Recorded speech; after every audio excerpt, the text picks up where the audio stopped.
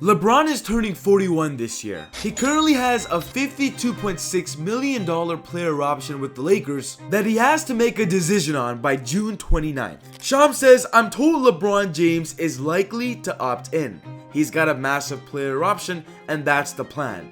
He still has about a month to figure that out." The biggest elephant in the room for LeBron is how long will he play in the league? If he plays next season, that would be his 23rd year, and Shams is predicting that to be the case. There's no expectation for LeBron James to retire, I will say that. My sense, my understanding is he will play at least another NBA season. LeBron just came off an amazing season winning second team All-NBA. These were his numbers, elite numbers for a 40-year-old, and we've never seen something like this before. He also led the Lakers to a 50-win season as number 3 in the West. And remember, he's got a superstar partner as well. But with the Lakers being bounced early on by the Timberwolves, the Lakers have to get better this summer as it might be LeBron's final season. And there's already a report that LeBron is seeking assurance from Lakers management about improving the roster. Nick Claxton of the Brooklyn Nets is a primetime target for the Lakers this offseason.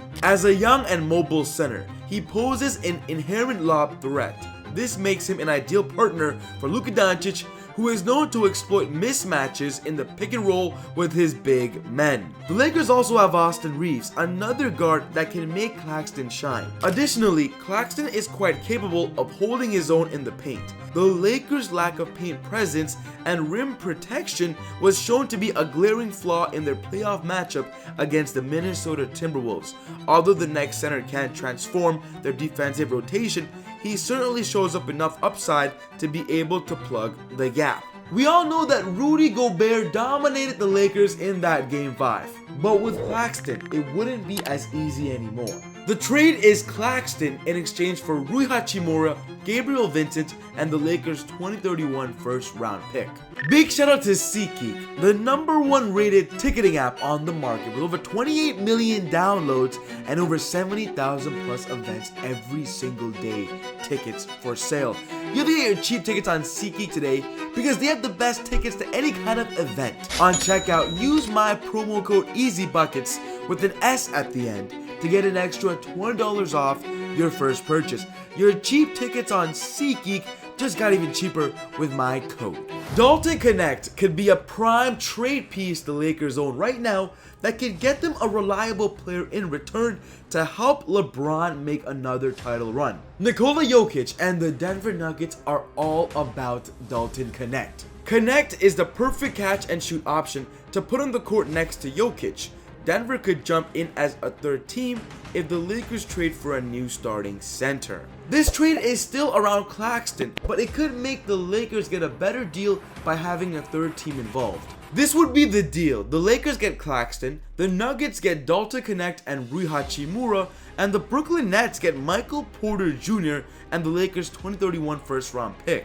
The Lakers also want to upgrade on Jarred Vanderbilt, and targeting Nickeil Alexander-Walker from the team that eliminated them is their option. The addition of the Wolves guard could help reinstate some semblance of balance in the roster.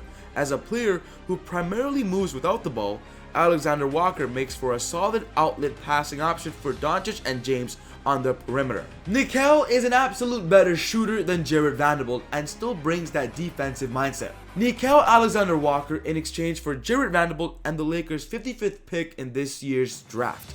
That's the way to get it done.